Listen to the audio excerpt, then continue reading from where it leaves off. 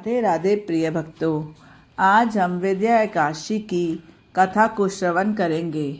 फागुन मास के कृष्ण पक्ष की एकादशी का नाम विजय एकादशी है। एकादशियों का महात्म सुनने में अर्जुन को अपार हर्ष की अनुभूति हो रही थी। जय एकादशी की कथा का श्रवण रस पाने के बाद अर्जुन ने कहा, हे पुंडरीकाक्ष, फागुन मास के कृष्ण पक्ष की एकादशी का क्या नाम है तथा उसके व्रत का क्या विधान है?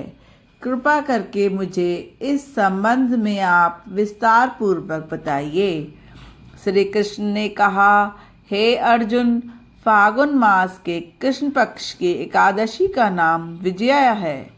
इस व्रत के प्रभाव से मनुष्य को विजय श्री प्राप्त होती है। इस विजया एकादशी के महात्म के श्रवण व पठन से सभी पापों का अंत हो जाता है।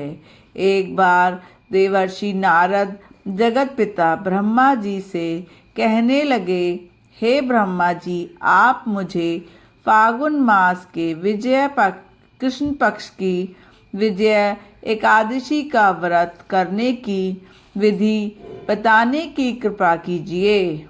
नारद जी की बात सुनकर ब्रह्मा जी ने कहा, हे पुत्र, विजय एकादशी का उपवास पूर्व के पाप तथा वर्तमान के पापों को नष्ट करने वाला है।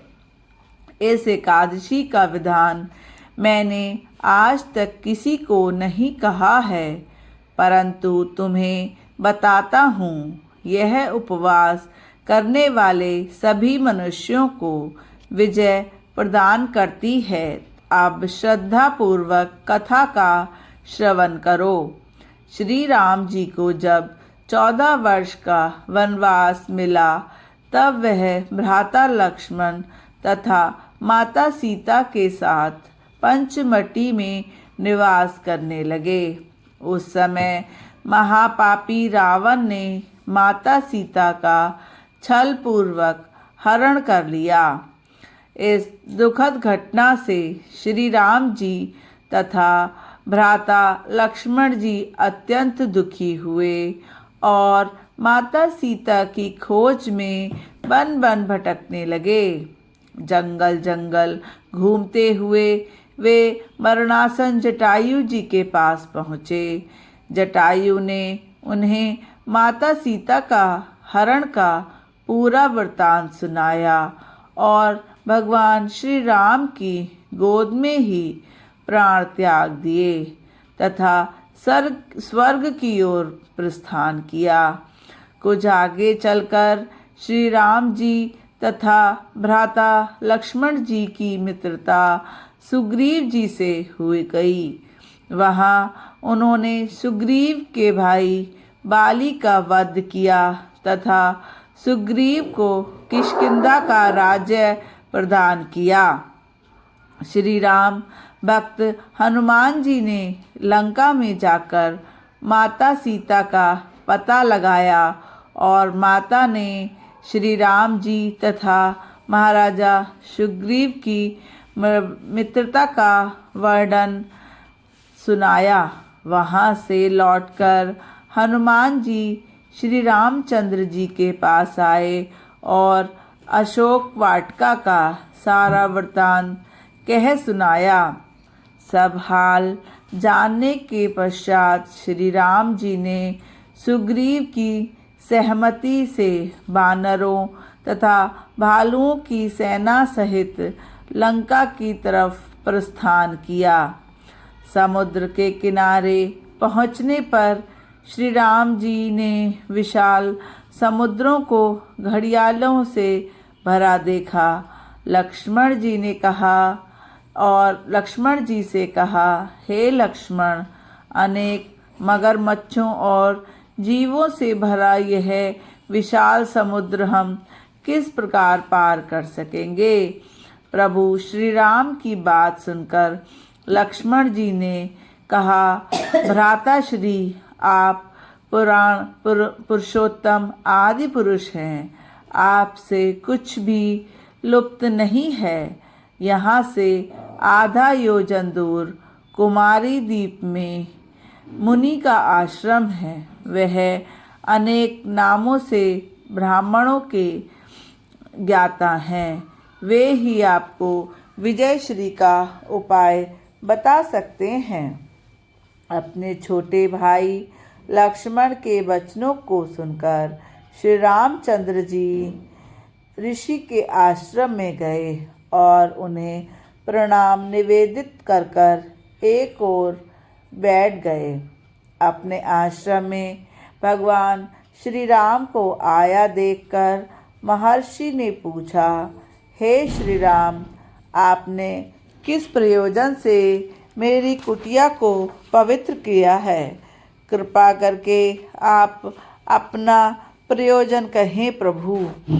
मुनि के मधुर वचनों को सुनकर श्री राम जी ने कहा, हे ऋषिवर, मैं सेना सहित यहाँ आया हूँ और राक्षस राज रावण को ने मेरी पत्नी सीता का छल पूर्वक हरण कर लिया है।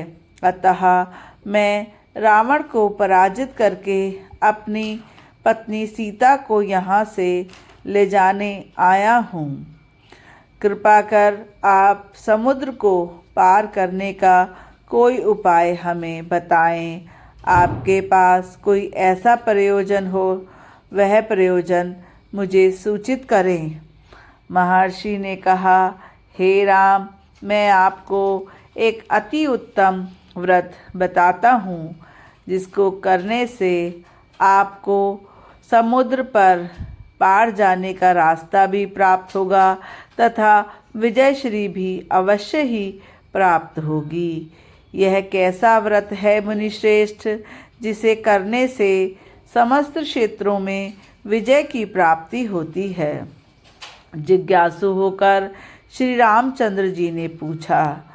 इस पर महर्षि ने कहा, हे श्री राम, फागुन मास के कृष्ण पक्ष की विजयादशमी से विजया एकादशी का उपवास आरंभ करना चाहिए। उपवास करने से आप अवश्य ही समुद्र को पार कर लेंगे तथा युद्ध में आपकी विजय श्री होगी। हे मर्यादा पुरुषोत्तम, इस उपवास के लिए दशमी के दिन स्वर्ण, चांदी, तांबे या पीतल का कलश बनाएं। उस कलश को जल से भरकर तथा उस पर पंचवल्कल रखकर उसे वेदिका पर स्थापित करें। उस कलश के नीचे सतनजा अर्थात मिले हुए 7 नाज और ऊपर जौ रखें। उस पर विष्णु भगवान की स्वर्ण की प्रतिमा स्थापित करें। एकादशी के दिन स्नान आदि से निवृत्त होकर धूप, दीप, नैवेद्य, नारियल आदि से भगवान श्री हरि का पूजन करें।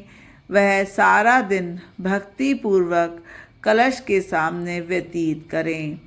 रात को भी उसी तरह बैठे रहकर रात्रि जागरण करें। द्वादशी के दिन नदी, तालाब के किनारे स्नान आदि से निवृत्त होकर उस कलश को ब्राह्मण को दान दे दें।